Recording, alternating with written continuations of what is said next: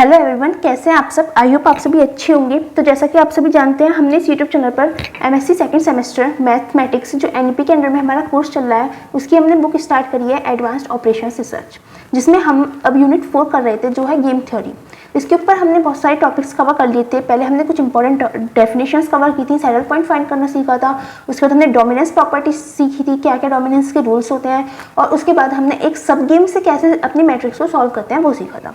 अब हमारे पास एक इंपॉर्टेंट मेथड आता है गेम थ्योरी के क्वेश्चंस को सॉल्व करने के लिए। कौन सा मेथड है? Graphical method. क्या है? Solve the game. हम इसे डायरेक्ट क्वेश्चन से सॉल्व करेंगे। अगर मैं आपको स्टेप वाइज बताऊंगी तो आपके लिए बहुत कॉम्प्लिकेटेड हो जाएगा और समझ में नहीं आएगा, बट आप क्वेश्चन देखेंगे डायरेक्ट तो आपके लिए बहुत ईजी होगा।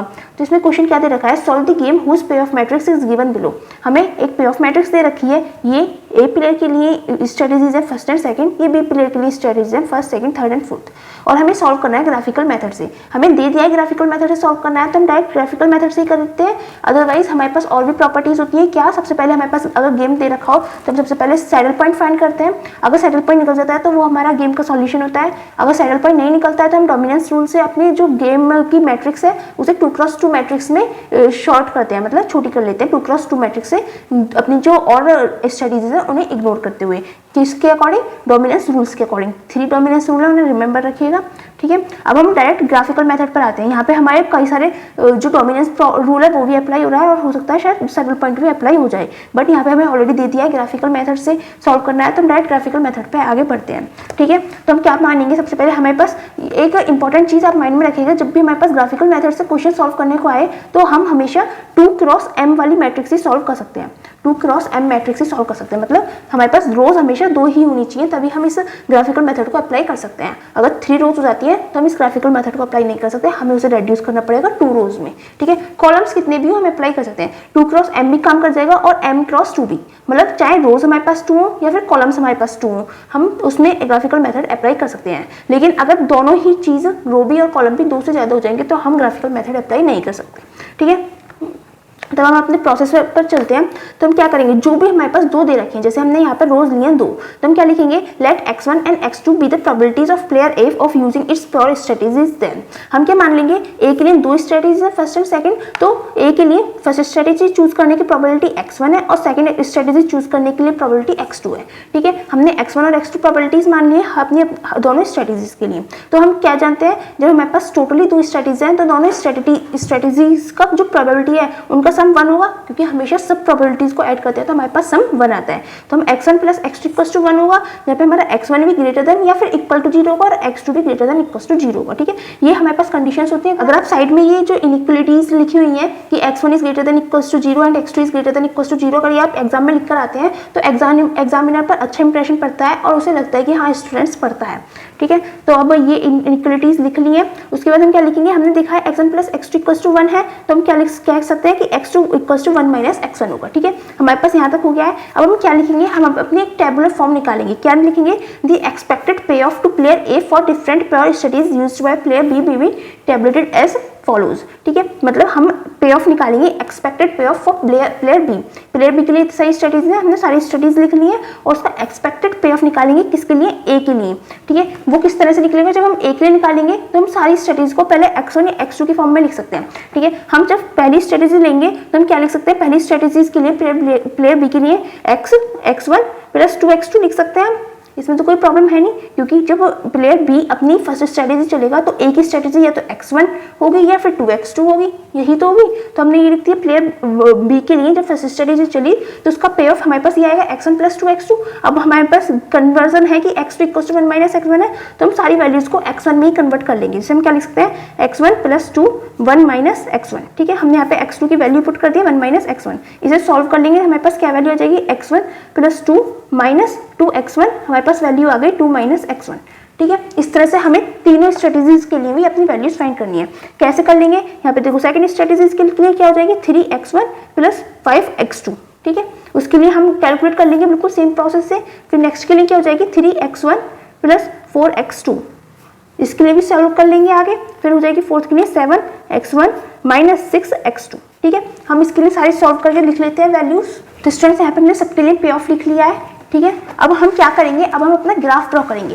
यहाँ पे मैंने ऑलरेडी अपनी लाइंस ड्रॉ करके रख रखी है, मैं आपको बता देती हूँ किस तरह से ड्रॉ करनी है। हमने यहाँ पे सभी के लिए पे ऑफ्स निकाली है। अब हमें लाइंस ड्रॉ करनी है, किसके लिए, ये मेरे पास लाइन नंबर 1 है 2 - x1 जो प्लेयर बी की फर्स्ट स्ट्रेटेजी है, और सेकंड स्ट्रेटेजी रिप्रेजेंट करेगी लाइन -2x1 + 5, और थर्ड स्ट्रेटेजी रिप्रेजेंट कौन सी लाइन करेगी, -7x1 + 4, और फोर्थ स्ट्रेटेजी रिप्रेजेंट करेगी 13x1 - 6 लाइन।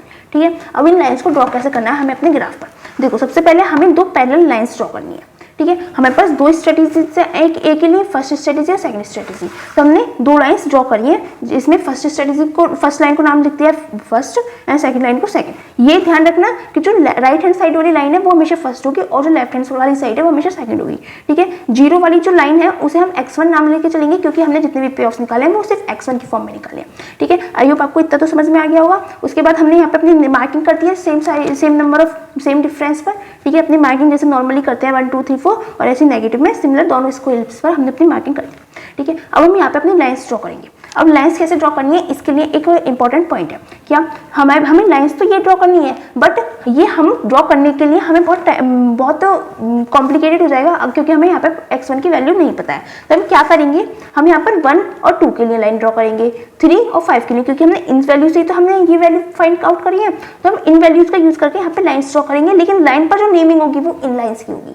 ठीक है, जो हमने सिर्फ x1 के फॉर्म में कैलकुलेट करी है। ठीक है, तो हम कैलकुलेट करते हैं। सबसे पहले हमारे पास क्या है, 1 और 2, तो 1 और 2, 1 हमारे पास फर्स्ट स्केल पर है और 2 हमारे पास सेकंड स्केल पर। तो 1 हमारे पास फर्स्ट स्केल पर, फर्स्ट स्केल ये है, सेकंड स्केल ये है, 1 हमारा फर्स्ट स्केल पर, 2 हमारा सेकंड स्केल पर, और इन दोनों पॉइंट्स को हम ज्वाइन कर देंगे। ओके, एक मिनट ज्वाइन कर लेते हैं। ये हमारी लाइन ज्वाइन हो गई, और इस लाइन का नाम क्या है, 2 - x1, 2 - x1, और इस स्ट्रेटेजी का नाम क्या है, फर्स्ट स्ट्रेटेजी है ये। ठीक है, बी के लिए फर्स्ट स्ट्रेटेजी है। ठीक है, उसके बाद हम सेकंड लाइन के लिए चलते हैं, 3 और 5, 3 और 5। ठीक है, फर्स्ट स्केल पर 3 है, सेकंड स्केल पर 5 है, तो फर्स्ट स्केल पर 3 हमारे पास ये पॉइंट हो जाएगा, सेकंड स्केल पर हमारे पास 5 हमारे पास ये पॉइंट हो जाएगा। ठीक है, इन दोनों पॉइंट्स को हम आपस में ज्वाइन कर लेते हैं, और ज्वाइन कर लेते हैं। उसके बाद हमारे पास ये कौन सी स्ट्रेटेजी होगी, ये हमारे पास सेकंड स्ट्रेटेजी होगी, और इस स्ट्रेटेजी के लिए लाइन कौन सी रिप्रेजेंट कर रही है, -2x1 + 5। ठीक है, आई होप आपको समझ में आ रहा होगा हम किस तरह से सॉल्व कर रहे हैं। उसके बाद हम थर्ड स्ट्रेटेजी के लिए देखेंगे।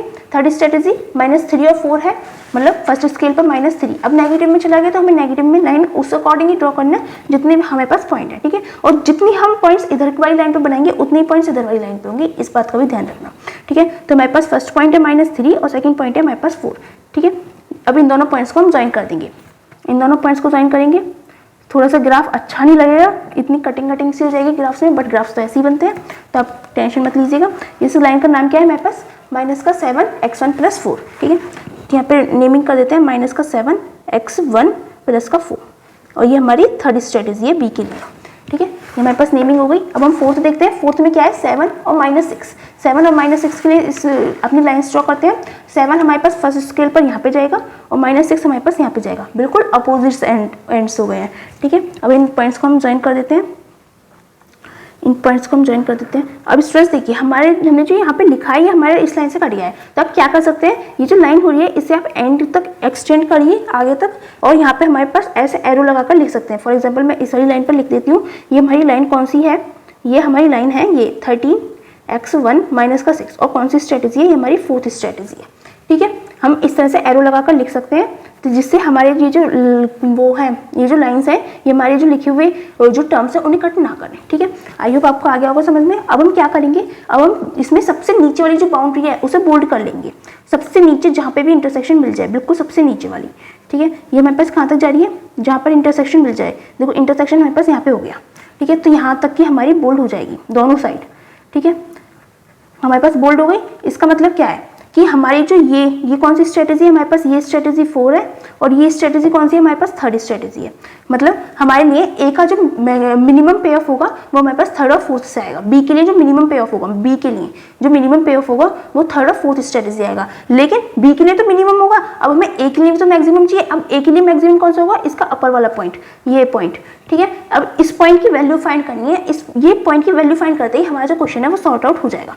ठीक है, अब इस पॉइंट की वैल्यू कैसे फाइंड करें, देखो देखो अब हम यहाँ पे डोमिनेंस प्रॉपर्टी तो अप्लाई नहीं कर सकते थे क्योंकि ग्राफिकल मेथड था, बट जब हमें पता चल गया है कि थर्ड और फोर्थ स्ट्रेटेजी से मिलकर हमारे पास ये पॉइंट आ रहा है, तो हम क्या कर सकते हैं, अपनी जो पे ऑफ मैट्रिक्स है इसे थोड़ा सा शॉर्ट कर सकते हैं, जिसमें बस थर्ड और फोर्थ स्ट्रेटेजीज रहेंगी, क्योंकि हमारा जो पे ऑफ आ रहा है वो थर्ड और फोर्थ स्ट्रेटेजी से आ रहा है। ग्राफिकल मेथड तो यही बता रहा है ना, थर्ड और फोर्थ स्ट्रेटेजी से आ रहा है, तो हम थर्ड और फोर्थ स्ट्रेटेजीज का यूज करेंगे, फर्स्ट सेकंड को इग्नोर कर देंगे। तो इस तरह से हमारा जो पे ऑफ मैट्रिक्स है वो सॉल्व हो जाएगी 2x2 मैट्रिक्स में। और उसके बाद हम अपने जो फॉर्मूलाज होते हैं जो हमने आपको बताया 2x2 मैट्रिक्स को सॉल्व करने के लिए वो अप्लाई कर देंगे। तो सबसे पहले मैं मैट्रिक्स ड्रॉ कर लेती हूँ, क्या क्या मैट्रिक्स हमारे पास। जिस तरह से यहाँ पे हमने अपनी मैट्रिक्स रेड्यूस्ड मैट्रिक्स ड्रॉ कर लिए, जिसमें हमने सिर्फ थर्ड और फोर्थ स्ट्रेटेजी लिए।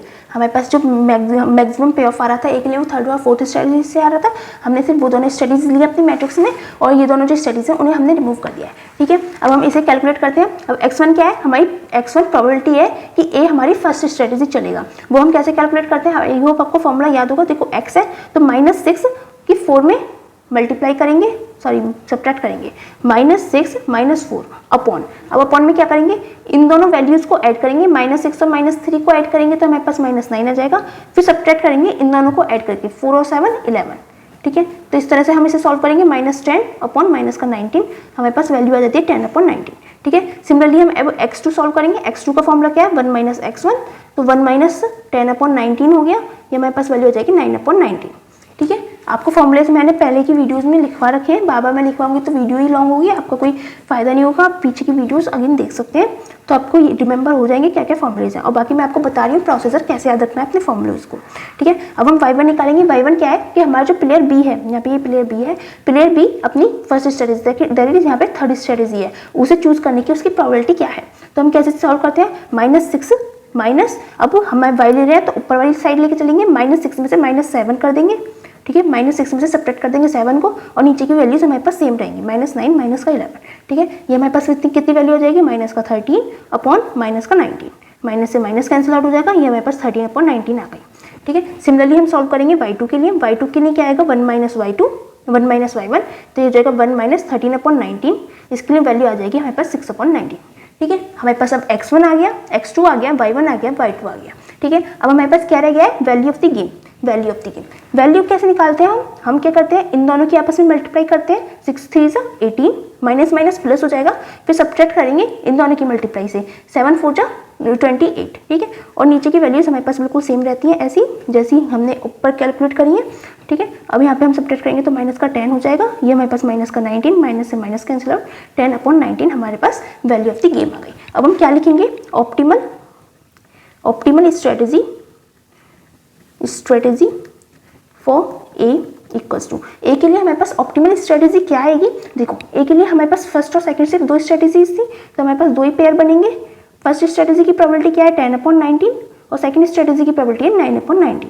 ठीक है, अब similarly optimal strategy for player B के लिए निकालेंगे। अब प्लेयर बी के लिए हमारे पास 4 स्ट्रेटेजीज थी, लेकिन हमने तो सिर्फ 2 का यूज करा है, तो स्टार्टिंग के 2 के लिए तो हम 0 लगा देंगे, comma separated zeros. First strategy 0 है, सेकंड स्ट्रेटेजी की प्रोबेबिलिटी 0 है क्योंकि वो तो हम यूज कर ही नहीं रहे। अब थर्ड और फोर्थ स्ट्रेटेजी की आती है, थर्ड स्ट्रेटेजी के लिए हमारे पास y1 की वैल्यू है 13 अपॉन 19, और फोर्थ स्ट्रेटेजी के लिए हमारे पास y2 की वैल्यू है 6 अपॉन 19।